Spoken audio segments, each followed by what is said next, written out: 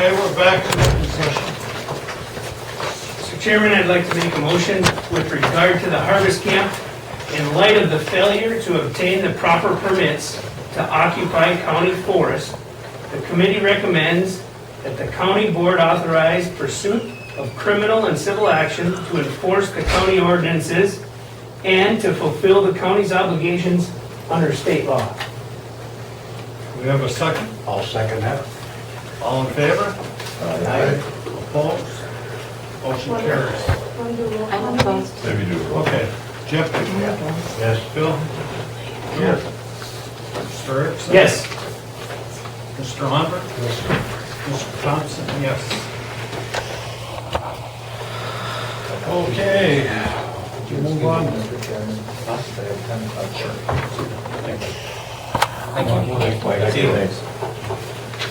We'll move to number 7, public comment. And my understanding that people at the harvest camp had applied for a permit and the county did not fulfill that. So the ball was in the county's court. No. It's against our county ordinance. We didn't realize that till we had Joe investigate it. And it's against our ordinance to have more than how many Yeah, days? you don't have to do this conversation if you don't want to, but Oh, I just wanted to answer that. How many days? Oh my God. 14 days. 14 days. Anything after 14 days. Well, then it's you guys' fault, not ours. Okay. Any other public comment? Okay. Tom Pine, listening from Gurney, I spoke to you earlier concerning the open meeting. And my comment, I guess, I've been a long time resident here, 35 years I've been in the same house in Gurney. I think I know most of you. Most of you know me through my work. There's more houses and businesses than anybody here. But at any rate, my comment at this point is that whether you agree with me or disagree with me, I want the meetings open. I want the public's good done in the public. I want nothing to continue with this below table or hidden agendas. I'm not asking, I'm insisting.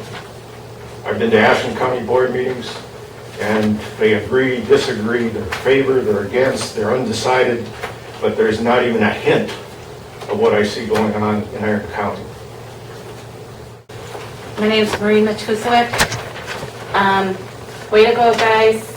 Now that GTAC's illegal, you're gonna come after the harvest camp. They've been up there for months. And you're gonna make a big deal out of this.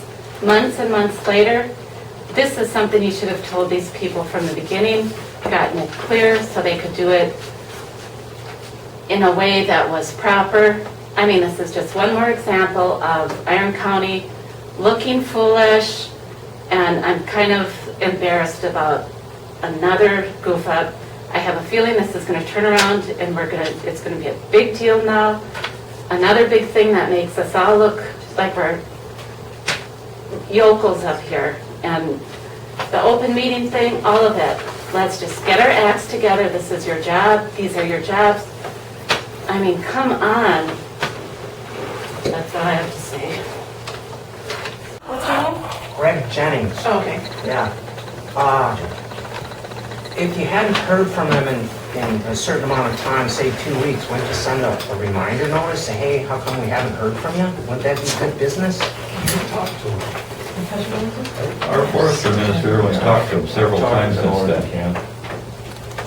I'm sorry? Told us, he talked to them several times about this, that we have not received a permit application. Just from the discussion here, this is the whole point of an open meeting. You don't have to agree. We can vehemently disagree, but you've stated what the county business is to the people. When you go into a closed session, like you did today, I have to object to your reasons. I think a decision had been made, and I don't know when that decision had been made, to likely involve litigation. When would that policy be adopted?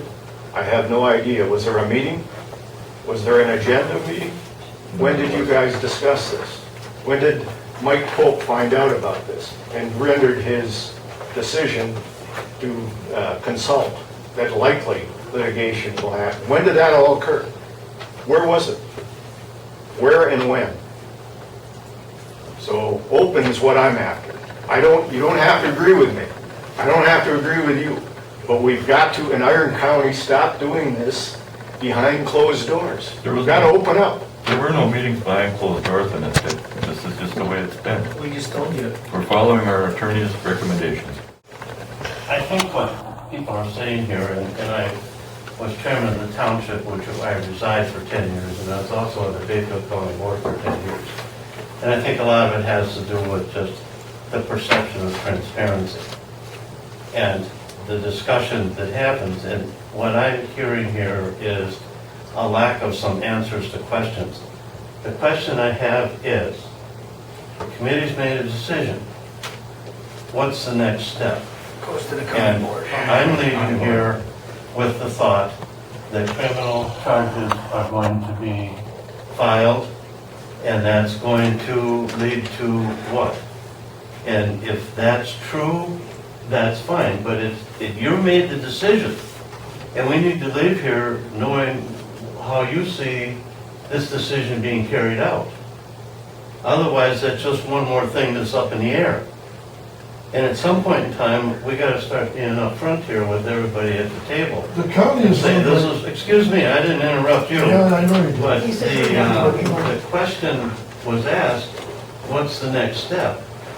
And as near as I can tell, sir, you kind of avoided that, and I'd like to know what the answer is. I'm Joan Campbell. I'd like to just comment about the procedure. I've been in public service many years. I've never encountered a closed meeting followed by a vote and then the public comment. This is very strange to me. I've never heard of doing business this way.